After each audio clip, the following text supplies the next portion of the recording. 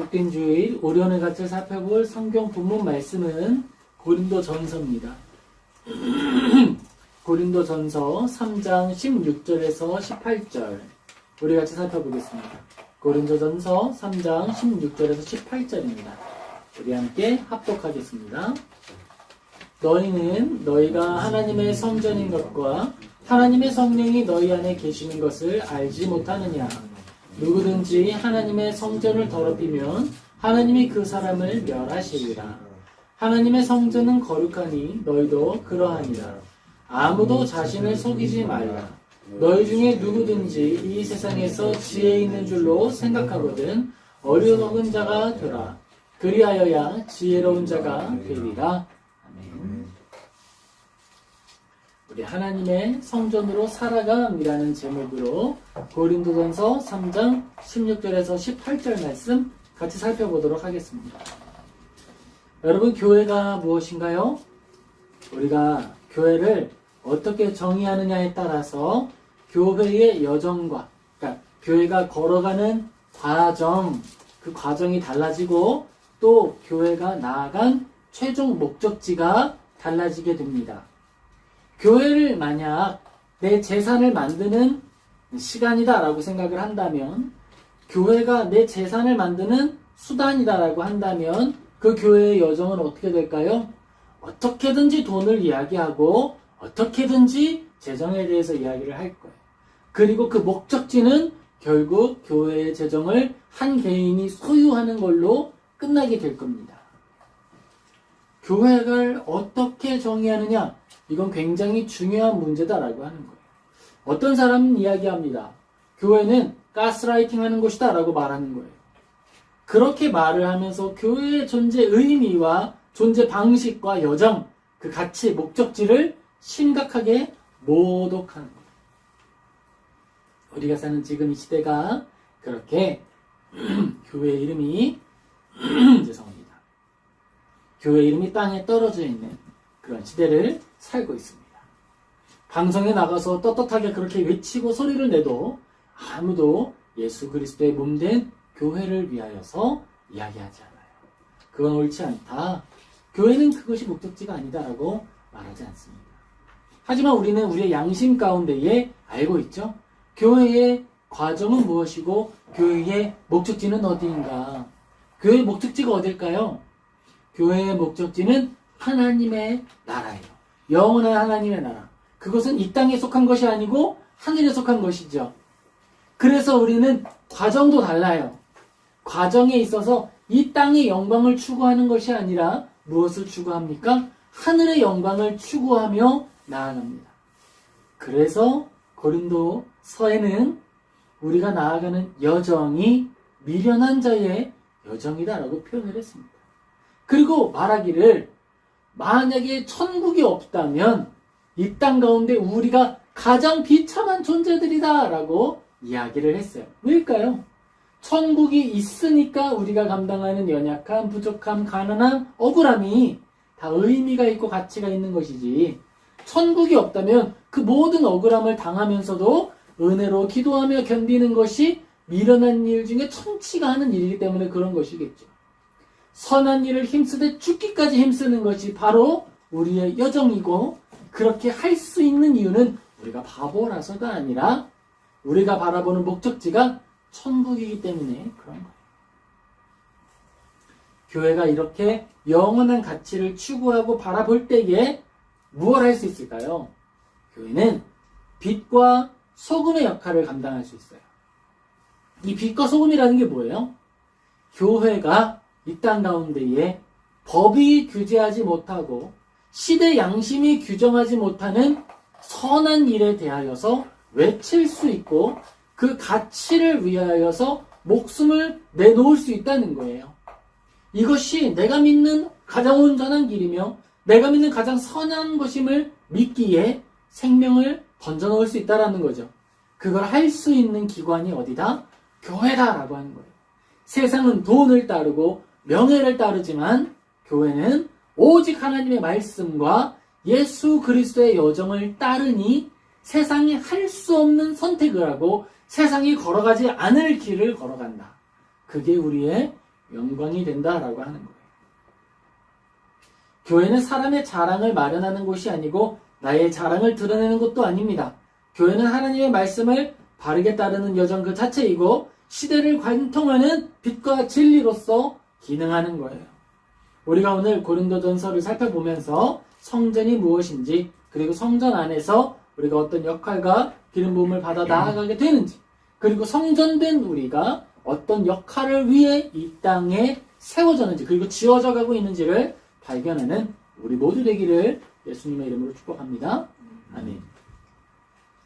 우리가 하나님의 말씀을 살펴볼 때에 기억해야 하는 것이 있습니다. 그것은요, 교회의 본질과 그리스도인의 정체성을 우리의 오늘 본문이 이야기하고 있다는 거예요.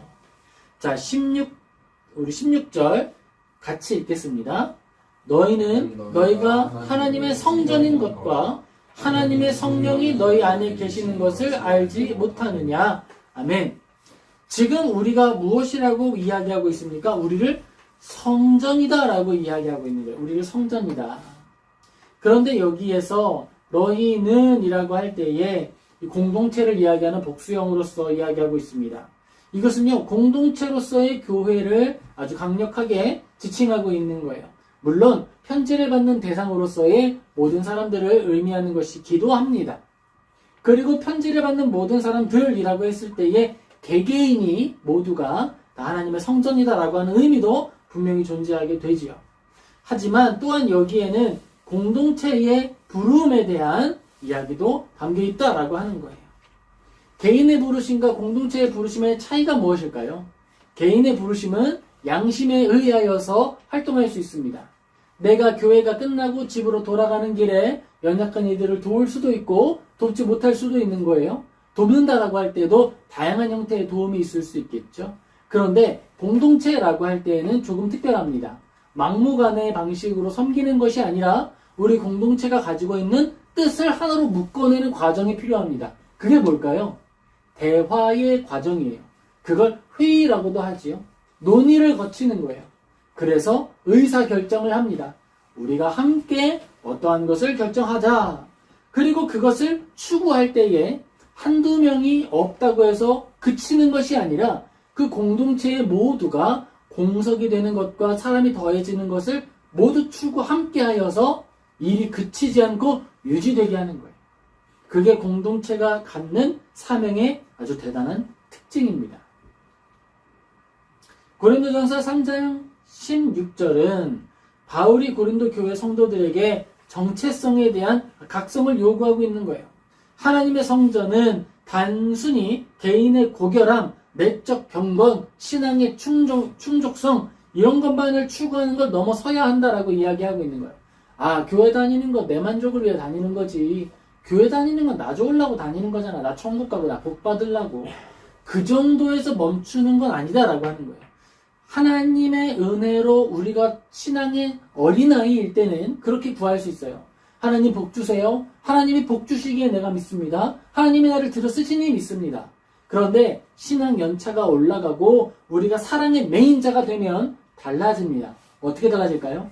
주님, 나는 주님께 속하였으니 주님 뜻대로 써 주옵소서라고 달라지는 거예요.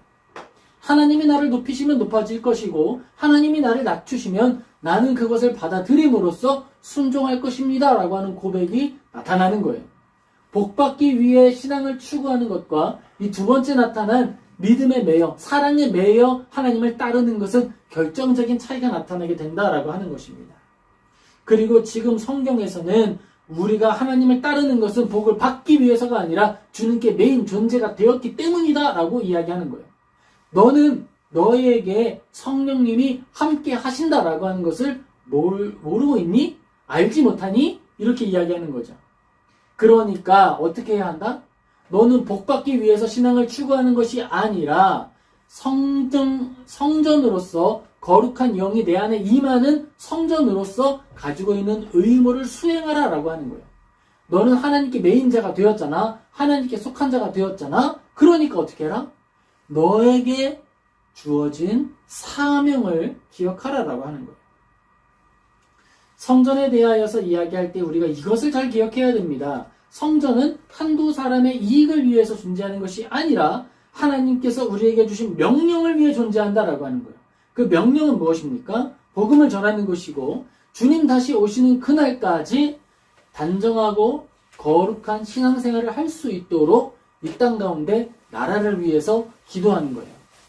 나라를 위해서 기도하라라고 했습니다. 특별히 위정자들을 위해서 기도하라라고 했어요. 위정자를 위해서 기도하라라고 할 때에 기득권자들에게 기생하라는 말이 아니에요. 그걸 착각하면 안 됩니다. 권력자들을 위해서 기도하라라고 할 때에는 우리가 믿음을 가지고 분별해야 할 시대의 정의가 무엇인지를 확인하라라고 하는 말이 담겨 있는 거예요. 17절은 거룩한 공동체를 더럽히는 행위에 대하여서 경고하고 있습니다. 우리 17절 말씀 같이 한번 읽겠습니다. 누구든지 하나님의 성전을 더럽히면 하나님이 그 사람을 멸하시리라. 하나님의 성전은 거룩하니 너희도 그러하니라. 18절입니다. 아무도 자신을 속이지 말라. 여기까지만 읽을게요. 하나님의 말씀을 가지고 사는 사람들은 해야 하는 사명이 있는데 그 사명이 무엇이다? 성전에 합당한 여정을 걸어가야 한다라고 하는 것입니다. 이것은 통일성을 훼손하는 걸 말하는 거예요. 하나됨을 훼손하는 걸 말하는 겁니다. 성경에 나타나는 건 뭐가 있었을까요? 바울이 이야기하죠.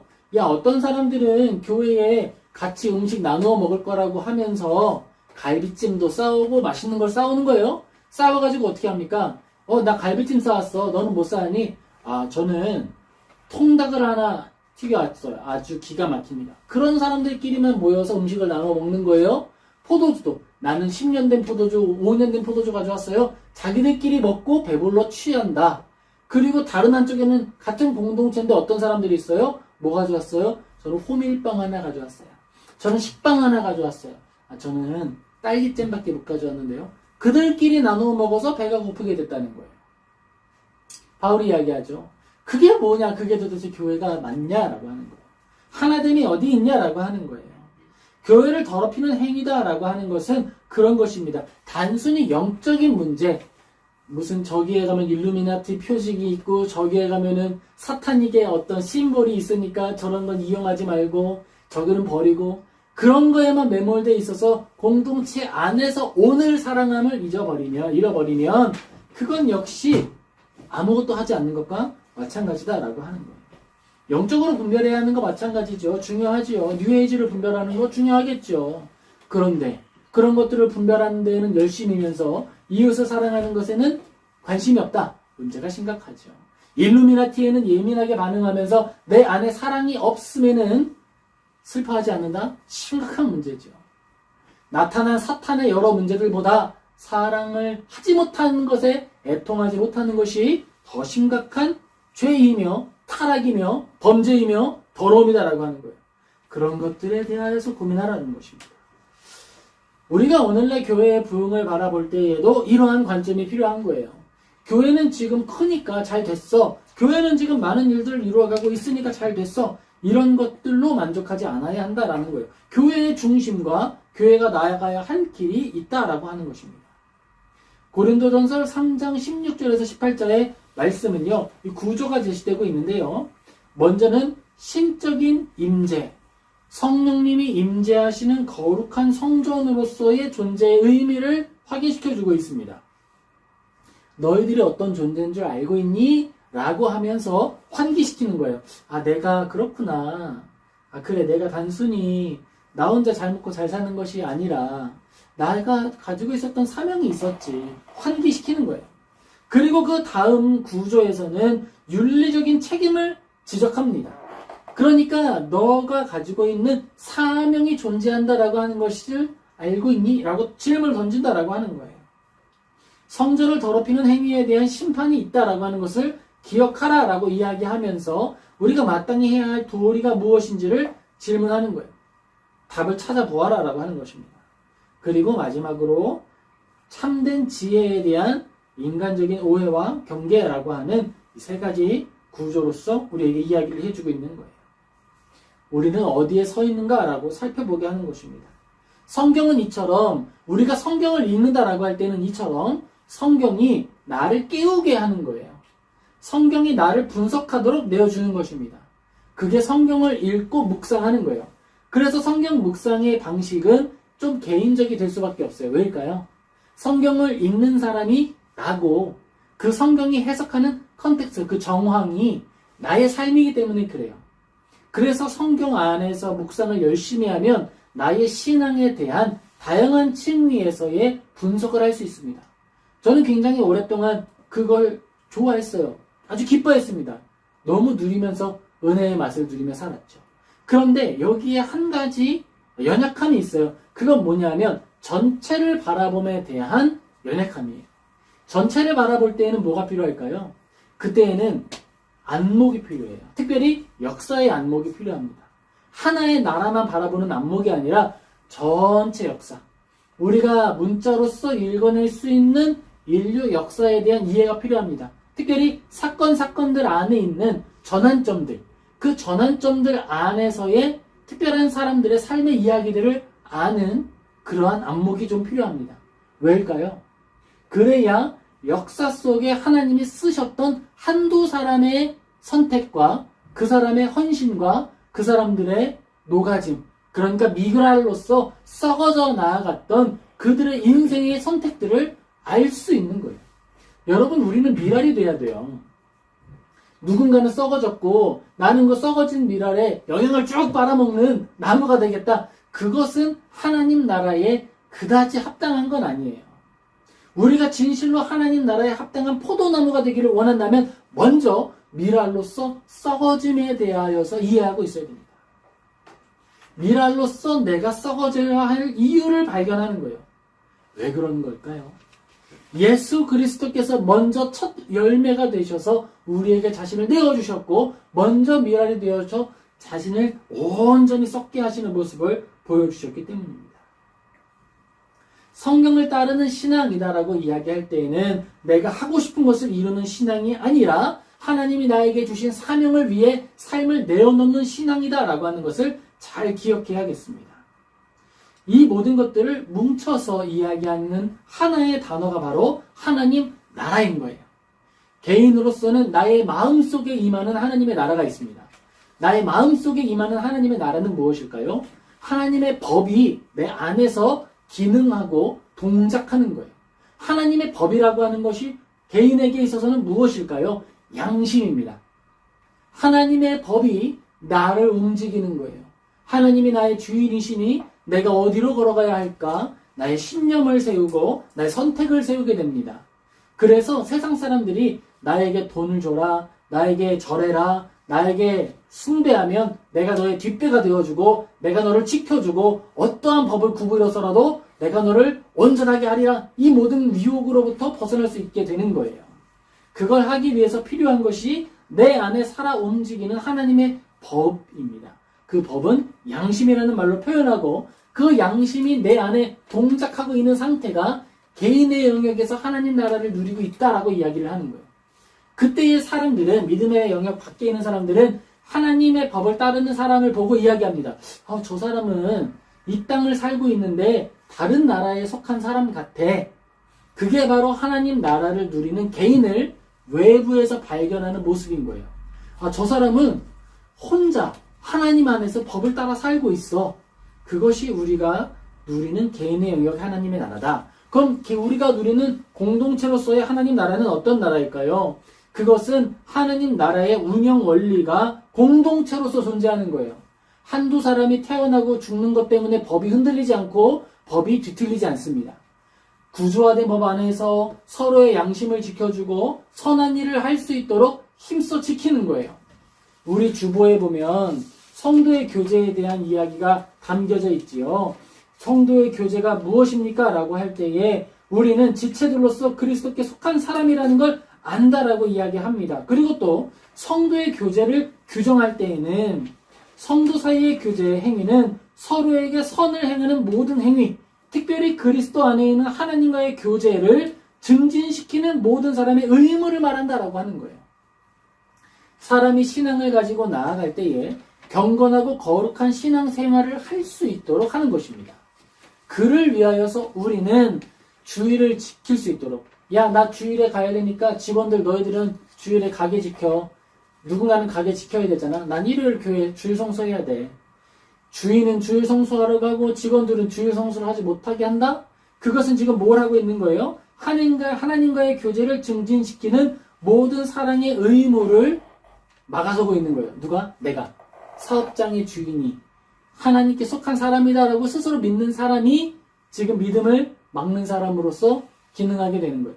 이처럼 하나님께 속한 사람은 나의 삶의 영역 속에서 실천해야 하는 삶의 내용들이 있다라고 하는 것이죠. 단순하게는 예배를 지키는 것으로 시작하겠지만 그뿐만이 아니라 정의와 공의를 실현하는 데까지 나아가는 것입니다. 특별히 우리가 오늘 이야기하려고 하는 것에는 또 다른 이야기가 있는 거예요. 그것은요, 사회 안에 보이지 않게 존재하는 시대의 법들입니다. 시대의 법들이에요. 중국에서 사업을 하려고 할 때에는 관시가 중요하다는 이야기를 합니다. 관시. 그것은 내가 사업을 할 때에 사업 영역에 관련되어 있는 공무원과 커넥션을 가지고 있어야 된다라고 하는 거예요. 그 사람에게 로비를 할 수 있어야 사업이 형통할 수 있다라고 이야기를 합니다. 오늘날도 그렇게 이야기를 실제로 하죠. 그런데 여러분, 그것이 오늘날 실제이고 내가 사업을 하기 위해서는 정치인의 힘이 필요하다라고 하는 것이 시대의 지혜라고 하더라도 그것 때문에 정직함을 포기해야 한다면 내 사업의 손해를 감수하는 것, 그것이 바로 성전으로서 살아간다라고 하는 의미가 된다라고 하는 거예요. 왜 그래야 되는 걸까요, 도대체? 그것은요, 시대가 가지고 있는 시대의 법, 보이지 않는 시대의 관행들, 그런 것들이 곤고해지면, 그게 단단해지면 뭐가 만들어지냐면 카르텔이 만들어지기 때문에 그런 거예요. 그것이 바로 악의 카르텔입니다. 악의 구조화예요. 난 악한 구조 속의 대장이다. 그러니까 어떻게 해야 된다? 돈 내야 된다. 목회자 사회에서는 어떤 것이 있을까요? 목회자로서 안수받기 위해서 그 자리 안수위원으로 참여하는 사람에게 돈을 모아야 된다. 그래서 막 돈을 얼마씩 모아가지고 그곳에 있는 사람들에게 봉투를 막 지어주는 거예요. 그걸 안 하면 안수 안 준다. 그것이야말로 구조화된 악을 보여주는 대표적인 사례가 될 수 있겠죠. 그런 것들을 거절함을 통해서 그럼 우리가 어떻게 하나님 나라를 누리게 될까요? 우리가 거절하는 것을 통해서 보이지 않던 시대의 관행들이 외부로 드러나게 됩니다. 야, 이렇게 썩었어? 이렇게 더러운 문화가 있었어? 이렇게 악한 것들이 있었어? 그게 바로 빛의 하는 역할이에요. 어두운 곳에 빛이 들어가면 뭐가 드러나죠? 여러분, 동굴 속에 들어가거나 어두운 책상 아래, 소파 아래에 후레쉬를 비추면 뭐가 드러납니까? 먼지가 드러나는 거예요. 제일 먼저 더러움이 드러나게 됩니다. 그게 빛의 역할이에요. 그리고 그걸 치워야겠죠. 마땅히 빛이 있는 곳에 먼지가 드러났다면, 먼지, 소파 아래에는 먼지가 있는 게 당연한 거야. 너무 부족한데 먼지 좀 쌓아서 넣어 놓을까? 그렇게 하는 게 아니겠죠. 먼지가 보이면 치우는 것이 순서죠. 빛이란 그런 거예요. 빛이란 그런 역할인 것입니다. 빛이 드러남으로써 더러운 것이 드러나고 더러운 것이 드러났기 때문에 이제는 깨끗하게 할 수 있는 가능성이 열리는 거예요. 그게 바로 빛의 사명을 가지고 시대를 살아가는 사람들, 성전으로서 살아가는 사람들의 역할인 거예요. 구조의 악에 대하여서 드러내고 저항하는 것. 그것이 성공하든지 실패하든지 그게 중요하지 않습니다. 그가 저항했기 때문에 악한 것이 드러났다라고 하는 것이 중요한 거예요. 그것이 바로 빛의 역할이 되는 거예요. 잠깐 저항하고 너무나도 힘들어서 포기할 수 있겠죠. 마치 번개불이 번쩍 잠깐 빛이 드러나는 것처럼 잠깐 있다 없어지는 역할을 할 수도 있을 거예요. 그런데 여러분, 그것도 중요합니다. 번개불처럼 스쳐 지나가는 그 밝음 가운데에 죄의 흔적들이 드러나 있거든요. 그럼으로써 우리는 인지하게 되는 거예요. 지금은 잘 보이지 않지만 명백한 죄악이 존재하고 있구나 라고 하는 걸 우리는 감각하게 되는 것입니다. 우리가 말하고 있는 이 하늘의 성전으로 살아간다 라고 하는 것은 구원과는 다른 문제예요. 우리가 구원을 이야기할 때는요, 이것은 개인의 영역에 치중되는 영역입니다. 구원은 개인에게 속한 거예요. 집단 전체로 구원을 받는다? 그러지는 않아요. 구원은 하나님을 믿는 자가 받는 거예요.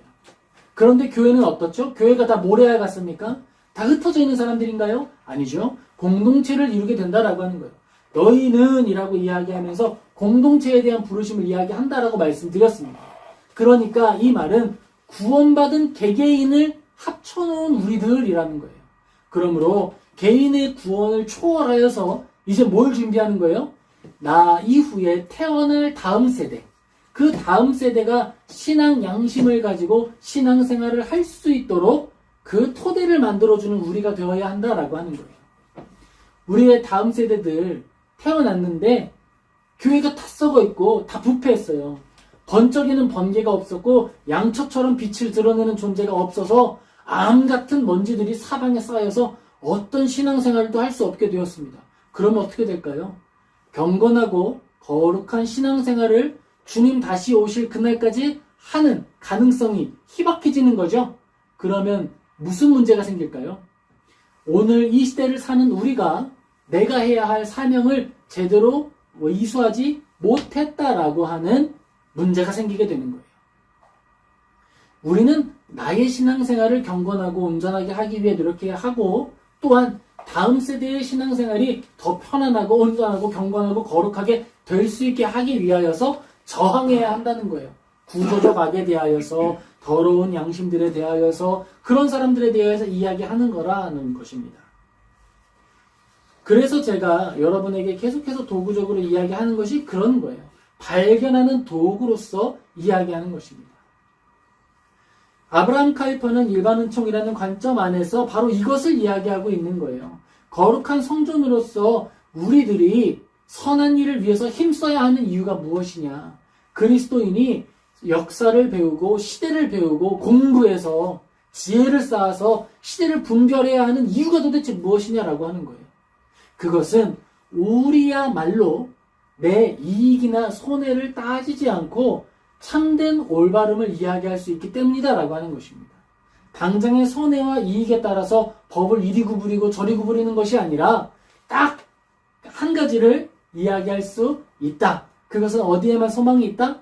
그리스도인에게만 소망이 있다. 그러니까 우리는 특별 은총, 그러니까 개인의 구원, 여기에만 매몰되지 말고 일반 은총, 그 특별한 은총의 토대가 되는 일반적 사회의 선함을 위해서 일해야 한다라고 말하고 있다라고 하는 거예요. 이 새로워진 양심의 의미, 바로 이것이 바로 교회로서 살아간, 바로 그것을 말하고 있다라고 하는 것입니다. 이 집단적인 양심이라고 하는 것을 우리 조금 더 생각을 해볼 수 있겠습니다. 집단적인 양심은 교회 공동체에서도 굉장히 중요해요. 어느 순간 교회가 조금씩 이 교회 집단의 양심을 후퇴시키기 시작했습니다. 어차피 교회도 다 일하는 곳이잖아. 어차피 교회도 다 사회처럼 돌아가야 하는 거잖아. 그러니까 여기도 뭐가 있어야 한다? 여러 가지 사회적인 기능들이 존재해야 한다? 하나씩 들어오기 시작하는 거예요. 무엇을 위해서? 효과적인 사역이라고 하는 것을 위해서. 그래서 재정적인 것은 투자를 줄이고 사람에게 있어서 돌봄은 줄이고 이 일을 어떻게든 굴리기 위하여서, 해내기 위하여서 착취하고 억압하고 그들을 괴롭게 하는 여러 방식들이 도입되기 시작합니다. 실제로 이런 것에 대하여서 제가 증언하라 그러면 증언할 수도 있겠죠. 그것에 대하여서 우리가 알 수 있고 알고 있는 거예요. 그럼에도 불구하고 저항하지 않아요. 왜요? 문화니까. 그것이 규례니까. 그렇게 흘러왔던 시대를 살아왔으니까. 그것이 통과 의례. 나중에 너도 연차가 올라가면 이렇게 똑같이 해. 그러니까 지금은 뭐 해라? 지금은 따라와. 라고 한다는 거예요. 그런데 이것이 바로 집단 양심의 퇴로이며 구조악을 만드는 과정이다라고 하는 거예요. 하나님께서 주신 법을 따르는 것이 아니라 사람과 사람 사이에 만들어 놓은 약속들을 따라가면서 하나님의 법보다 개인의 약속을 더 우선하기 시작한다는 거예요. 그게 문제라고 하는 것입니다. 근데 그거 굉장히 교묘하게 찾아온다라고 하는 거예요. 근데 그때 저항하는 사람들이 등장해야 한다라고 이야기하고 있는 거예요. 저는 가나안 성도라는 사람들이 등장을 했을 때 비난하는 많은 목소리를 봤어요. 책도 많이 읽었죠. 그리고 분석을 했습니다. 그들이 왜 교회를 떠나갔을까? 근데 문제가 있어요. 그들은 교회에서 명백한 사실, 상처를 받을 만한 명백한 사실 때문에 교회로부터 낙심한 사람들이거든요. 그냥 교회가 싫다가 아니에요. 교회로부터 나타난 명백한 사실로부터 그 문제로부터 자극을 받고 실족한 사람들이에요. 그런데 교회는 그들에 대해서 비난은 하는데 그들이 경험했던 사실에 대해서 그 사실에 대해서는 인정하거나 회개하거나 돌이키지 않는 거예요. 에밀 듀아켐이라고 하는 사람이 이렇게 얘기를 했습니다. 사회적 사실이라는 개념을 적용해서 분석을 하기 시작했어요. 사회적 사실은 개인의 외부에 존재하는데 강제력을 행사하는 행동, 사고, 감정의 양식이다라고 이야기를 합니다. 이 말은 뭘까요? 교회 안에서 성도가 상처받게 만들었던 그 구조, 그 불의함, 그것들이 실제로 존재하고 있고 기능하고 있다라고 하는 거예요. 그 사회적 사실들이, 외부적 압력들이 도덕을 왜곡하고 정의를 왜곡하고 있다라고 하는 거죠. 그런데 그 정의를 왜곡하는 사회적 사실들이 자신의 정당함을 주장하는 유일한 근거가 뭐예요? 지금까지 그래 왔잖아. 그러니까 너도 따라와. 딱 이거라는 거예요. 그런데 그것은 올바르지 않다. 여기에 대해서 에밀 듀아켐이 이렇게 말하는 거죠. 승자 독식의 경쟁, 물질 만능주의 이런 것들은 윤리적 판단을 마비시키고 성전이 되어야 할 공동체의 거룩함을 파괴한다는 거예요. 성전의 거룩함을 파괴하는 게 바로 그러한 사회적 사실들이라고 이야기하고 있습니다. 야, 내가 여기 대장이잖아. 그러니까 나를 따라, 나를 믿어. 그리고 내가 말하는 게 성경하고 좀 달라도 내가 말하는 거니까 내 말이 벌이야 라고 말한다면 그것이야말로 성경을 훼손하는 사회적 사실이 된다라고 하는 거예요. 그리고 집단의 양심이라는 개념도 있습니다. 집단의 양심이라는 것은 특정 사회 구성원들의 평균에 공통되는 신념과 감정의 총체입니다. 이는 사회의 통일성과 도덕성을 담보하는 역할을 하는데 이것이 자꾸 퇴보한다는 거예요. 나의 필요에 의해서 조금 깎아내고 나의 명예를 위해서 조금 깎아내고 나의 자랑을 위해서 조금씩 덜어냈더니 우리가 함께 공유하는 정의의 총량이 줄어들기 시작하는 거예요. 우리 모두가 정의로움이라는 걸 공유하는 거예요. 야, 우리가 그래도 이러한 것들은 다 공유하고 공감하고 있잖아. 16, 17세기에 종교개혁자들에게는 자연법이라고 하는 개념이 존재했습니다. 자연법. 그것은요, 사람의 마음 가운데에 말하지 않아도 법이 있다는 것을 알지라고 하는 거예요. 제가 신학을 전공하고 할 때에 자연법에 대해서 관심이 많아서 연구를 했고 논문을 쓰려고 했어요. 그때 문제가 있었어요. 16, 17세기에는 그건 자연스럽게 받아들여지는 단어였지 그것에 대해서 데피니션, 아주 명백하게 정의 내리는 사람은 없었다는 거예요. 그러니까 자연법이라고 하는 natural law라고 하는 단어는 쓰지만 그걸 동음이의어처럼 각자 다르게 쓰는 거예요. 그러니까 논문이 써질 수가 없는 거죠. 왜냐하면 각자 다른 의미로 사용을 하고 있으니까. 그런데 그것이 오늘날 에밀 듀아켐을 통해서 사회적 양심이라고 하는 단어로서 규정되기 시작하는 거예요. 이것을 교회 안에서 16, 17세기의 단어로 바꾸자면 자연법인 거예요. 그렇게 자연스럽게 교회 안에서 교회라고 하는 이미지가 있잖아요. 그게 자연법이에요. 그 개념이. 그런데 거기서 담임 목사들이 조금씩 타협하는 거야. 아, 그래도 내가 은퇴하는데 이 정도 자금은 있어야 되니까 이걸 받아가기 위해서는 이런 법은 조금 없애야 되니까 은퇴를 조금 늦춥시다. 그렇게 조금 덜어내고, 아, 교회법에서 이렇게 하니까 내가 은퇴 자금이 좀 필요하니까 교회를 담보로 빚을 내서 그걸 내가 좀 가져가고, 이 빚은 다음 목사 또 올 거잖아. 그분이 좀 가져가세요. 그렇게 또 법을 조금 덜어내고, 은퇴가 원래 70살인데 그러면 안 되잖아. 우리 교회는 좀 열악해서 은퇴하면은 은급금도 못 줄 것 같은데, 그러니까 은퇴를 아예 없애자. 조금 덜어내고, 그렇게 교회 전체가 가지고 있었던 양심이라고 하는 자연법을 조금씩 덜어냈더니 뭐가 남는 거예요? 아무것도 남지 않는다라는 거예요. 하나님 안에서 주어져야 할 양심, 자연의 법, 그 모든 것들이 존재했는데 이제는 조금씩 다들 뜯어먹고 덜어냈더니 아무것도 남아있지 않는다는 거예요. 안하무인 후안무치, 부끄러움을 모르는 자들이 교회의 대장이라는 자리에 앉아서 서로 뜯어먹기 바쁩니다. 그걸 이야기하는 거예요. 우리는 집단의 양심을 회복해야 한다. 그런데 그 집단의 양심은 그럼 어디서부터 회복이 돼요? 집단이 만들어지기 위해서는 뭐가 먼저 돼야 되죠? 개인들이 존재해야 되잖아요. 선한 양심, 회복된 양심을 가진 개인들이 회복이 돼야 차라리 가난한 성도들이 낫다는 거예요. 왜냐하면 그들은 더러운 꼴을 보지 않기 위해서 거기에 타협하지 못하기 때문에 내 양심에 거기에 내가 동참할 수 없기 때문에 떨어져 나온 사람들이거든요. 그런데 그들은 스스로 말하기를 성도라는 이름을 버리지는 않아요. 가나안이라고 하는 이름을 덧붙여서 성도의 이름을 유지하고 있는 거예요. 왜 가나안 성도가 됐습니까? 그들이 뜯어먹고 버려냈던 자연법, 그 양심의 법을 정말 눈뜨고 볼 수 없는 괴로움이 있으니까 가나안 성도라고 하는 자리에서 나는 성도다라고 하는 말을 지키고 있다라고 하는 거예요. 그게 중요하다라고 하는 거예요. 그리고 그런 사람들이 이제는 중심이 돼야 한다는 것입니다.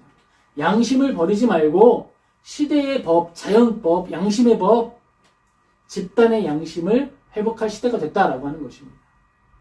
우리가 사회학을 공부하고 에밀 듀하켐을 읽어내고 또 시대를 연구해야 하는 목적은 여기 있는 거예요. 16, 17세기의 사람들은 어떠한 자연법을 가지고 있었을까? 그들이 가지고 있었던 양심은 어떤 형태였을까? 우리가 가지고 있는 양심은 어떤 형태였을까? 이 둘은 어떤 차이가 있으며 시대의 변화 속에서 우리가 받아들일 수 있는 변화는 도대체 무엇일까? 그걸 우리는 고민해야 하는 거예요. 그걸 고민해야 됩니다. 우리가 이 땅을 살아갈 때에 정의로움이란 무엇인가? 올바름이란 무엇인가? 프랑스 와서 생각해 볼 수 있는 올바름이란 무엇인가를 생각할 때 좀 제가 충격이었던 건 이런 거였어요. 그러니까 우리 중학교, 고등학교 시대에는 제 생각에는 수학이라고 하는 건 반복학습이라고 저는 배웠기 때문에 반복해서 딱 문제를 보면 답까지 가는 과정을 기계적으로 수행할 수 있게 하는 것. 저는 그게 수학을 잘하는 것이라고 배워왔어요. 그런데 여기 와서 보니까 중학생, 고등학생들이 계산기를 쓰는 거예요. 그러니까 물론 손으로 풀기도 하지만 계산기를 사용하는 걸 일찍부터 시작을 하더라고요. 그런데 문제는 뭐냐면 그건 컨닝이 아닐까? 라고 하는 생각을 했던 거죠. 그리고 오늘날 이 문제가 대학교에 똑같이 나타나고 있죠. AI가 존재하기 때문에 AI에게 문제를 주면 답을 만들어주는 거예요. 그러면 중고등학생이 계산기에 답을 넣어서 과정을 넣어서 답을 얻는 것과 같이 대학생 수준에서 답을 찾아내는 과정을 조직해서 그 논리 구조를 조직해서 컴퓨터를 활용해서 답을 얻어내는 것이 될 수 있다는 거죠. 무엇이 옳은 것이고 무엇이 달라져야 하는 것인가? 그런 것들에 대한 변화된 양심은 오늘 우리가 생각하는 거예요. 하지만 우리가 또 알아야 하는 건 무엇이죠? 예전에 있었던 그 거대한 자연법, 선하고 아름다웠던 그 법의 근원이 무엇이었는지를 파악해 아는 것이 중요하다라고 하는 것입니다. 왜 그들은 자기들에게 유익이 됐던 노예를 해방했을까? 왜 그들은 내가 가진 모든 소유가 하나님의 것이라고 말하면서 포기할 수 있었을까? 바로 그것이 우리가 회복해야 할 집단적 양심이 된다라고 하는 것입니다. 그리고 그런 것들을 회복했을 때 우리는 규범의식을 회복하게 될 거예요. 종교적 의식을 말하는 것이 아닙니다. 이것은 사회를 이루는 기본 규칙들을 말하는 거예요. 한국에서 있었던 악법이 하나 있었습니다. 그거 뭐냐면요. 사실적시 명예훼손이라고 하는 법이었어요. 그 말이 뭐예요? 올바른 사실을 말해서 그게 나에게 피해가 되면 올바른 사실을 말한 사람을 너 범죄했어 라고 하겠다는 법인 거예요. 지금 그걸 없애는 과정이 이루어지고 있어요. 저는 그걸 너무 잘했다고 생각해요. 저는 목회자가 되기 전부터 그 법이 굉장히 어이없는 법이라고 생각을 해서 계속 그 이야기를 해왔어요. 왜 올바른 걸 올바른다고 얘기하면 그게 명예훼손이 되고 죄가 됩니까? 이상한 거죠. 사회 통념 안에서 우리가 가지고 있는 이해 범위 안에서 이해되지 않잖아요. 그렇죠? 그렇게 정의가 조금씩 뜯어지고 조금씩 덜어내기 시작하면 어처구니 없는 법들이 만들어지게 될 수 있다는 거예요. 그리고 그런 어처구니 없는 일들이 교회 안에도 일어나고 있다는 거예요. 그리고 그것들에 대하여서 이제는 우리가 중심이 아니라 변두리에 무인 우리들이 오히려 중심의 역할을 해 나갈 때가 되었다라고 하는 거예요. 왜냐하면 중심에 누가 있어요? 중심에는 이제는 몇 안 되는 기득권만 남아있어요. 니네들 다 나가있어. 내 이익이 되는 일은 내가 할 거야. 그래서 성도들을 다 내쫓았어요. 그들은 가나안이라고 하는 이름으로 성도의 이름을 가지고 바깥에서 양심의 울타리 안에서 살고 있었어요. 이제 이익을 추구하는 이들은 너희들끼리 이익을 추구하라고 내버려두고 양심을 따라 걸어가는 사람들의 대화가 필요한 시기가 된 거예요. 그런 우리들 안에서 집단의 양심의 회복이 되고 규범이 다시 만들어지고 그것이 사회적 사실이 되어서 이 시대의 중심을 회복하게 되는 거예요. 그것이 바로 하나님의 거룩한 역전입니다. 교회가 믿음의 영역을 걸어갈 때에도 그런 방식이었어요. 기득권이 되어서 사회 중심으로 나가는 것이 아니라 아니야, 우리는 그 법을 따르지 않을 거야. 밖으로 갈게, 산으로 갈게, 들로 갈게. 그렇게 모인 사람들이 함께 공동체를 이루고 그곳으로부터 사회적 구조를 세우고 그 사실로부터 양심을 새롭게 하는 변혁을 일으키게 되었습니다. 바로 그것이 우리가 걸어가야 하는 믿음의 영역이 되는 거예요. 성전된 공동체가 새롭게 된 양심을 따라 행동하는 것, 그것이 바로 교회로 살아간다는 거예요. 하늘의 성전으로 살아간다라고 하는 것의 실천이 되는 것입니다. 개인의 거룩함과 공동체적 거룩함은 분리되지 않습니다. 개인이 양심을 회복해야 전체의 양심이 회복될 수 있는 거예요. 개인이 양심을 조금씩 떼버리면 공동체의 양심에서도 모아봐야 누더기밖에 안 되는 거예요. 그런데 하나님의 말씀 안에서 우리는 말씀을 안에서 양심을 회복해야 한다라고 하는 것입니다. 사랑하는 성도 여러분, 이제 교회는요 지혜로워져야 돼요. 그리고 교회는 이미 지혜롭습니다. 어떤 사람들은요 이제 젊은 대학생들이 사리분별 못하는 줄 알아요. 아멘 할렐루야 믿으라 그러고 말 빨리 하면 방언을 받는다 그러면 다 되는 줄 알아요. 아니요 여러분, 저 초등학교 때부터 안 그랬고요. 지금 대부분의 청년들 안 그렇습니다. 이성적으로 판단할 줄 알고요. 역사를 읽을 줄 알아요. 지금 나이 든 목사님보다 더 많은 언어를 할 줄 알아요. 기본적으로. 그러니까 많은 언어를 할 줄 안다는 건 무슨 뜻이에요? 많은 역사를 접할 수 있고 많은 문화를 이해하고 있다는 거예요. 언어는 문화입니다. 그렇기 때문에 예전처럼 몰상식한 방식으로 목회하면 그 안에 진리가 없다는 걸 누구보다도 학생들이, 청년들이 잘 아는 시대가 되었어요. 그러니까 이제 교회가 다시 살아나기 위해선 교회가 교회로서 해야 할 일에 집중해야 하는 거예요. 헛팀 쓰지 마세요. 헛팀 쓰는 대로 우스운 모습만 되는 것입니다. 교회의 본질은 하나님의 말씀을 따라 치열하게 고민하고 고민한 것을 외치는 거예요. 그것으로 족한 거예요. 춤추고 노래하는 거 중요하죠. 그러나 그것이 교회의 중심과 본질이 아닙니다. 교회의 중심과 본질에 힘쓸 때 우리 교회는 양심을 회복하고 거룩한 성전으로서 기능을 회복하게 되는 것입니다. 우리 말씀을 기억하면서 몇 가지를 마음속에 정리해 기억하게 되기를 소망합니다. 먼저 우리가 기억해야 할 것이 있습니다. 그것은요, 우리의 양심을 압박하는 사회적 불의와 사실들, 그것들이 있다는 걸 부인하지 않아요. 하지만 그것들에게 굴복하지 마시라라고 하는 것입니다. 그것은 결국 지나갈 거예요.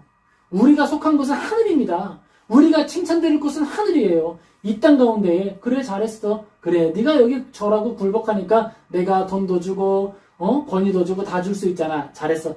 여기에 따라가는 게 하늘 복 받는 길이 아니다라고 하는 거예요. 변두리로 가고 양심을 따라가십시오. 바로 그곳에 하나님의 칭찬이 있는 줄 믿으시기 바랍니다. 둘째로 기억해야 할 것이 있습니다. 그것은요, 하나님의 말씀을 따라서 사랑과 겸손으로 살아내야 한다라는 거예요. 우리가 변두리로 걸어갈 때 침탁 빼고 욕하고 가는 게 아니에요. 우리의 신념과 사랑을 가지고 나아가되 겸손함으로 가만히 끊어 나아가는 것입니다.